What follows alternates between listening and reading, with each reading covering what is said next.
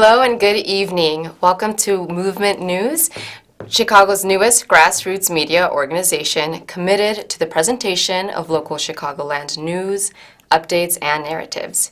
We aim to present stories that represent you and your local community. Welcome to the movement. So we're going to jump right into some local news. So this weekend marks the deadliest weekend of the year for Chicago.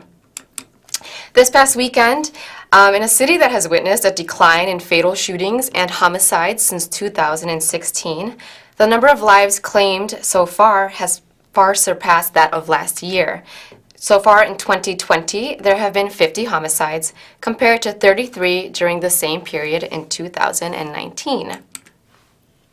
These early numbers have caused heightened concern, with Chicago Police spokesperson Anthony Guglielmi stating that the department will be making deployment adjustments to combat the rising number of shootings.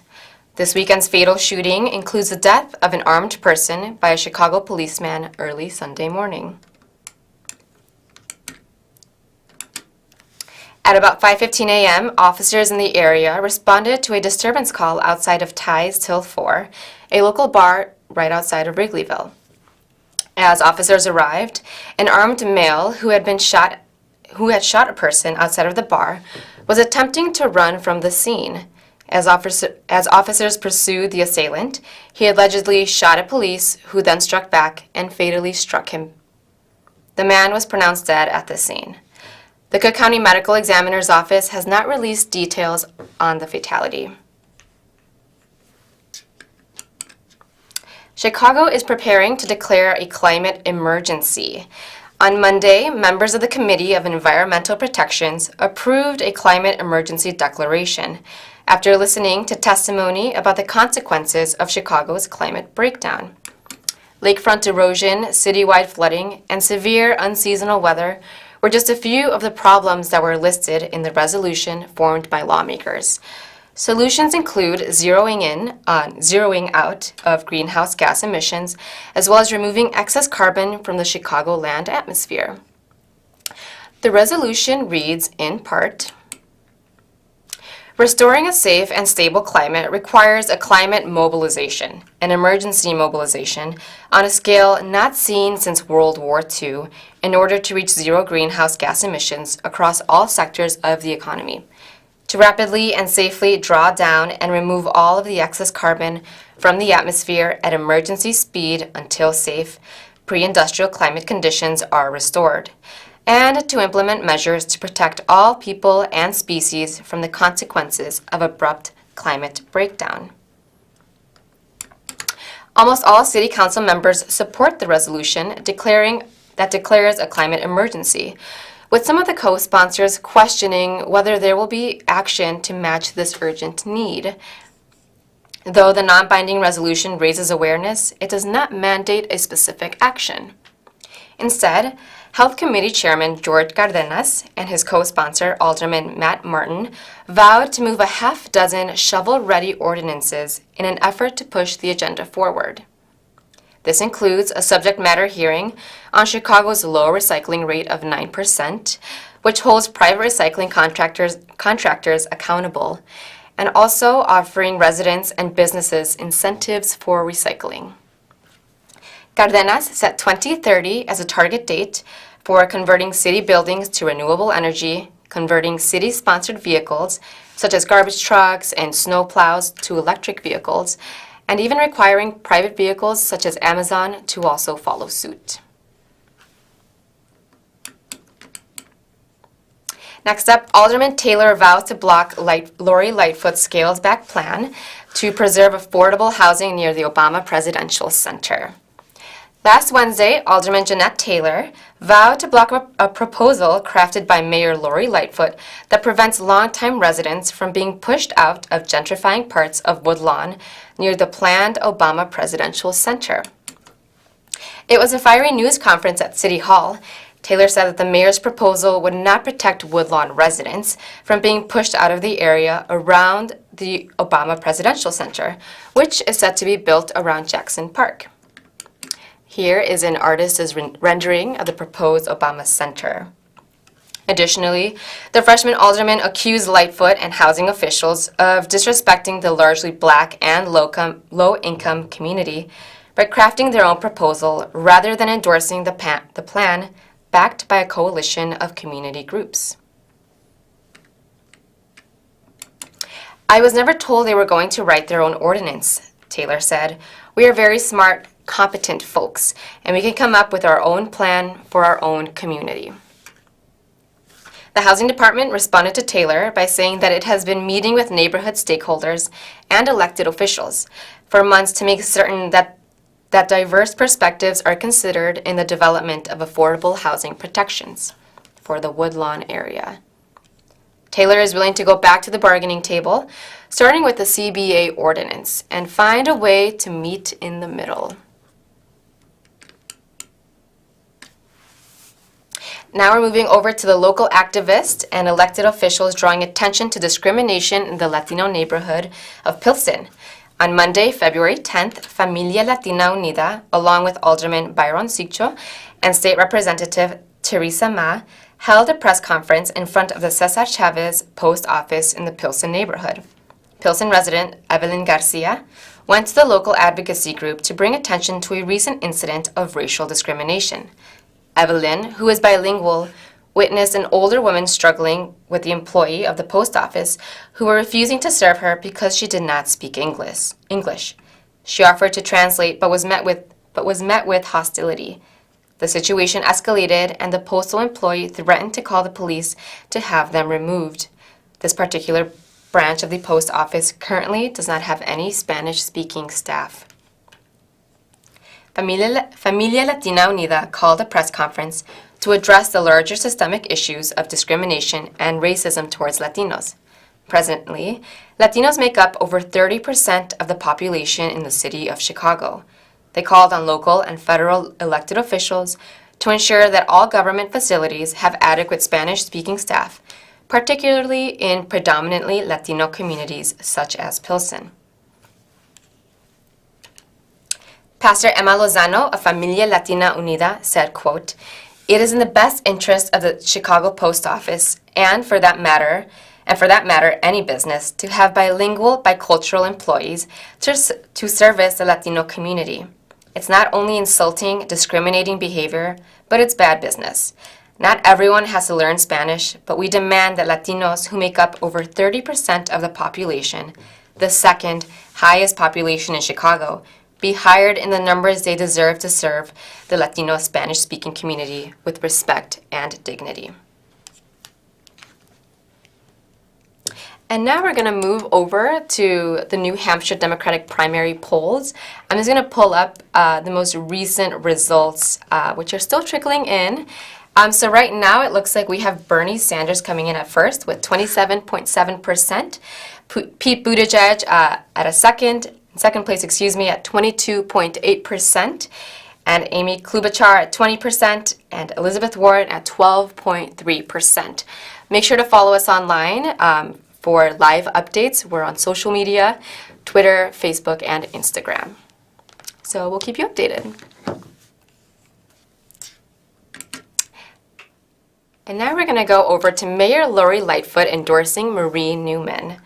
On Saturday, February 8th, Mayor Lightfoot threw her support behind congressional candidate Marie Newman. Newman is a progressive challenger to incumbent Dan Lipinski in the Illinois 3rd District. Lightfoot noted that she made this endorsement because Newman strongly supports a woman's right to choose and has been an advocate for the LGBTQ community. She also noted Newman's support of immigrant and refugee communities. Lightfoot's endorsement is the newest addition to a growing list of high-profile support for Newman. The endorsement is significant because it is in direct opposition to Illinois Speaker of the House Mike Madigan's support of incumbent Lipinski.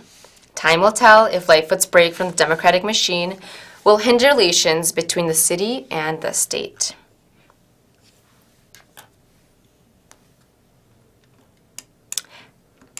And now we're going to go ahead and move over to international news. Left-wing Irish nationalist victory is victorious as Brexit begins.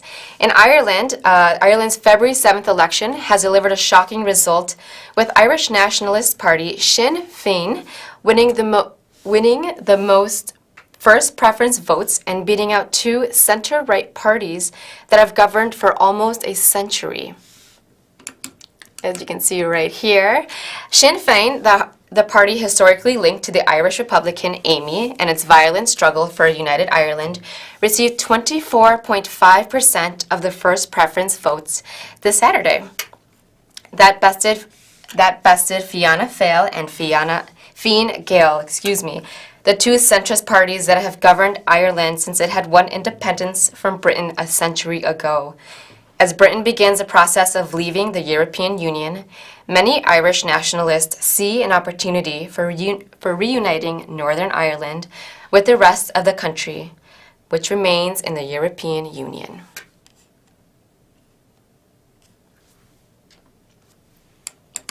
And now we're going to go ahead and move over to our hot topic. So if you've been watching our show, I'm sure you're familiar with me always mentioning that each year 4 million young people turn 18, which is quickly becoming the largest potential voting population. Out of that 4 million young people turning 18, 800,000 of them are U.S. citizen Latinos, many of whom have one or more undocumented parent. Here to speak with us today is Saul Arellano. Saul has been an activist since childhood. Saul is a U.S. citizen that represents the 6 million U.S. citizen children with undocumented parents. You may remember him as the son of Elvira Arellano, migrant activist who historically took sanctuary here in Chicago for a year before she was deported in 2007. Since then, Saul has spent many years living in Mexico with his mother until her return to the United States in 2014. Saul is now a student at Northeastern University, where he is studying political science. He's here with us today to talk about the importance of youth voter registration and the 2020 census. Hi, Hello, Saul. how are you doing? Good, how are you doing? Good, thank you so much for inviting me. Thank you so much for coming. So I guess we'll jump right in. You have been in the public eye for a long time, really, in relation to your mother's activism and her time in sanctuary. Can you speak to us a little bit about how that's informed your activism? Well, I mean, throughout the years, we fought for social injustice and more towards the immigration. Because my mother, after the 9/11 attacks, she was arrested and then she was taken into custody and then was released. But because of that, we had to start fighting for our rights and for my mother to stay here. So that has truly helped me to become more, as we say now, more woke and be able to express ourselves and really fight for what we believe in. And, it really helped me to shape, this kind of mentality to be a fighter for our rights. And then we have also gone to marches, protests, and many activism things that we've done. Honestly, in my neighborhood, I really, we've been able to help a lot of families and stuff like that. And my mother had to take sanctuary because in 2007 she was told that she had to be deported. So my mother took an act of to show her people that she wanted to stay here to give a better life to her son. She decided to show to the government, I'm a mother. I'm just here to give a better life for my son. So I'm here in church. If you want to come for me, I'm here, but I'm not leaving because this is for the better life for my son. And that honestly was what has shaped my thinking and my wanting to help other families. Because even if after the year of her being in sanctuary, it's a very long story, so that's why I'm going a little bit No problem. fast through it. But after she was there, she was deported because we left to Los Angeles, where my mother wanted to make a bigger. She wanted to motivate other families to take sanctuary if that's what they had to do, because she wanted these families to start coming out of the shadows. Because, as you know, immigrant families are, they're hiding because they're afraid of being deported and all of these things. So my mother really and the church really helped shape, for for me to be able to speak more and to be able to advocate for these families and for these children that have had that fear of not, of losing their parents. And as I did, I had to presence my mother getting deported and then getting us sent to Mexico. But that has shaped who I am now, and it has helped me to be able to help now these families and help them with document renewals with the children that now, or the adults that now get this help. And also we have helped families to get their green cards, and also families to apply for citizenship. So there's a lot of work being done with Familia Latina Unida now. So, so that really has made me be more active in my community with Centros Sin Fronteras and Familia Latina Unida, but also with La Fuerza Juventud, which is our younger version of Familia Latina Unida, where we go and canvas. So it really has helped me, and now I'm in Northeastern, as you mentioned. So we're also doing some activism there with students who are undocumented and stuff like that. So it's been years and of a lot of persistence. So yeah, it really has helped me to become better and be more aware of all these social injustices that are happening. It's not just immigration. There's also things going on with sexism, racism, discrimination. As we know, the president that we have here is a very, discriminatory, and is always very racist and uses these slangs that are very offensive. So, so I'm here to pretty much say that there is organizations like ours that defends these kind of things, and that we're here to fight for all of these things because it matters to us, because our communities matter to us. And it doesn't matter if you're lesbian, gay, if you're, if you're Mexican, if you're Muslim, if you're whatever, we're here for you. And that's what this organization is about. We're here to help each other out, and that's, that's pretty much what our advocacy work is. Right. So, yeah. Right, great. I mean, you were really, it sounds like you were very young when everything was happening. It seems like really your whole life was pretty politically charged. Yeah. And so, and you know how you're speaking about recognizing that there's different facets, there's different things that affect Latino families, but also just our society and our community. How does that,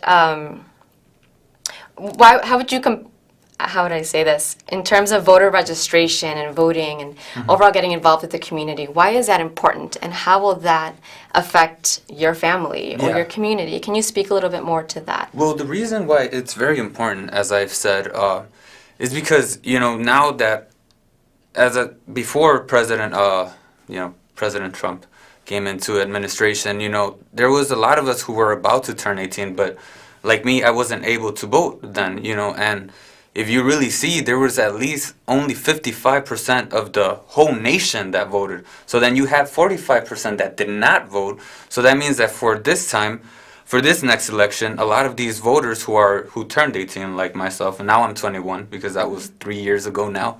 So as you see, now all of us are turning 18. A lot of others, more than 800,000, I believe, are turning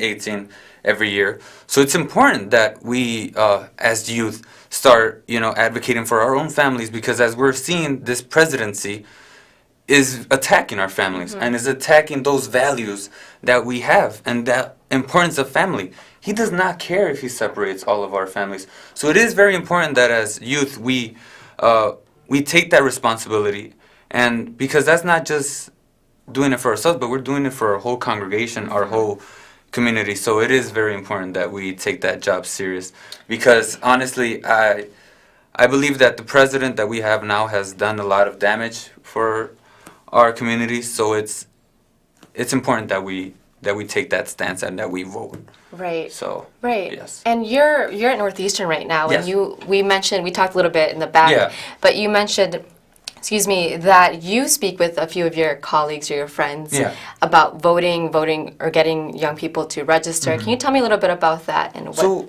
the reason why we do speak about that is because a lot of the students that are in Northeastern, and Northeastern is a Hispanic serving institution, so there is a lot of Latinos and a lot of people who are undocumented. So it's always, even then, they always tell me, like, Saul, you're very lucky that you're able to vote, because us, we're not. He's like, you have a privilege to be able to vote, so you should use that.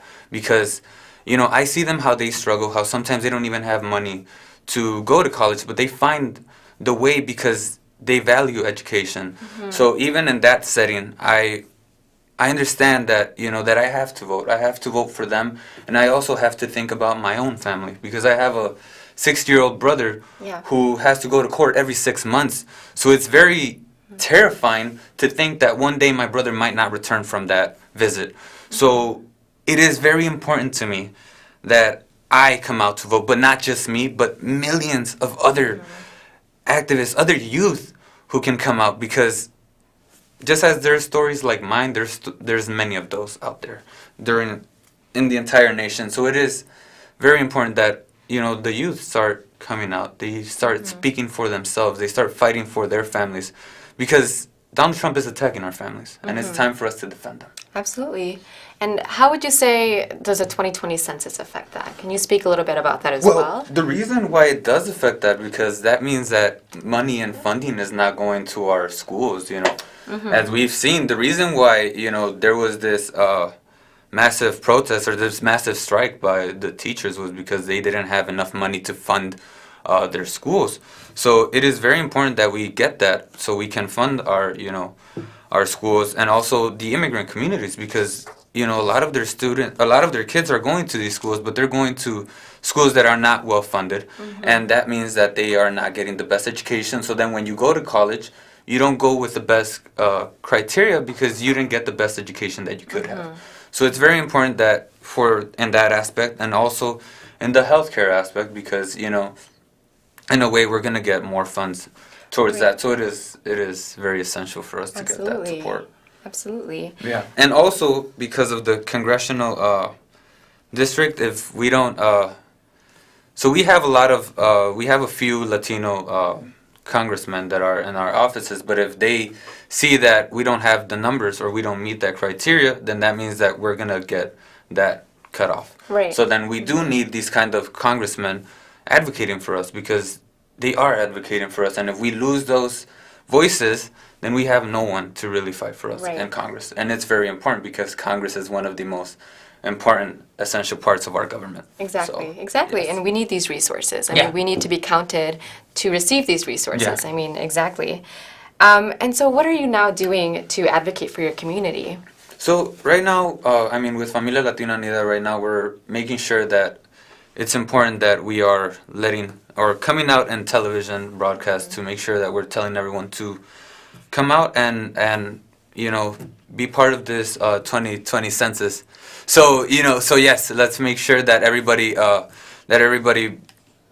fills out the census, and that we make sure that we're making our voices be count and we're counted. Absolutely. So, yes. Well, thank you so much, Yeah, Saulito. thank you so much. We'll go ahead and share your information on our social media accounts. Thank you so much Thank you again so for much. coming. And we're going to just go ahead and move on over to the voting. To our voter registration, like we just mentioned, all of the issues that we had discussed in this episode are directly related to voter participation. The laws that affect our lives are written by those that we elect in office to serve. We need to remember that each year, 4 million young people turn 18. That's a voting block with the potential to decide elections. You can register to vote by visiting www.ova.elections.il.gov. Next, we're going to move into our local plug. And that is, it's not regular, Jamal Cole discussing inequity in Chicago. Jamal Cole is the founder of My Block, My Hood, My City, says that indignities such as going through life through bulletproof glass, living in neighborhoods filled with currency exchanges and liquor stores have a mental and physical impact on people who live with them on a daily basis. In his new book, It's Not Regular, Cole uses photography and scenes from his daily life to illustrate how people are used to being in poor conditions in their communities that they don't even realize that there is a glaring problem. On February 19th, Cole will speak with Block Club Chicago's Englewood and Chatham report Katie Nesbitt Golden about his new book and the work that he's doing in communities that are suffering from decades of disinvestment. This event is free. And you can also follow us online. We're on Instagram, Facebook, Twitter, and YouTube. We're at Mass Movement Media. If you want some awesome content, if you just want to stay up to date, make sure you hit that follow button. And that's all the news we have for you tonight. Thank you so much for watching. We leave you tonight with a clip of Elvira's Arellano's historic stay in the sanctuary, taken from Immigration Nation, directed by Esau Melendez. Thank you and good night.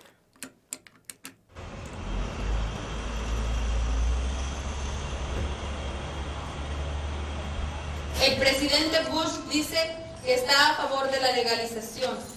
Ha dicho que los valores pro familia no acaban en el río Bravo.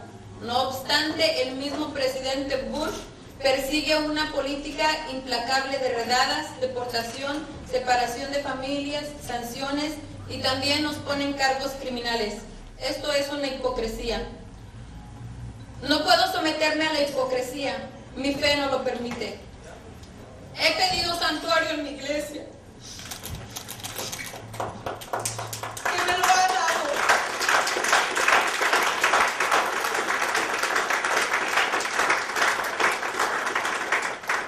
Estoy aquí y me quedo aquí. When Elvira went into sanctuary, we didn't know what to expect. She said, "Don't look for me anyplace else." She wrote a letter to Homeland Security. She said, "I'm in my church." Yo estoy aquí en la casa de Dios, yo tengo fe y si ellos quieren que toda la nación sepa lo que este gobierno es capaz de hacer con tal de separar una familia y poner una cara ahí diciendo esto es lo que nosotros somos capaces de hacer, separar una familia, entonces pues ellos van a venir y lo van a hacer. Obviamente esta decisión que usted toma el día de hoy tiene implicaciones legales. Su abogado le ha explicado que en el futuro puede complicarse tal vez esta situación. Todavía Bueno, yo creo que más perjudicada ya no puedo estar. Desde el momento de mi arresto me pusieron cargos criminales, como si yo fuera la peor terrorista. Yo lo dije, si voy a ir a la cárcel, que sea con provecho. Ahora lo digo otra vez. Si voy a tener que pasar 10 o 20 años ahí en la cárcel, no me importa, pero voy a luchar porque mi hijo, porque yo sé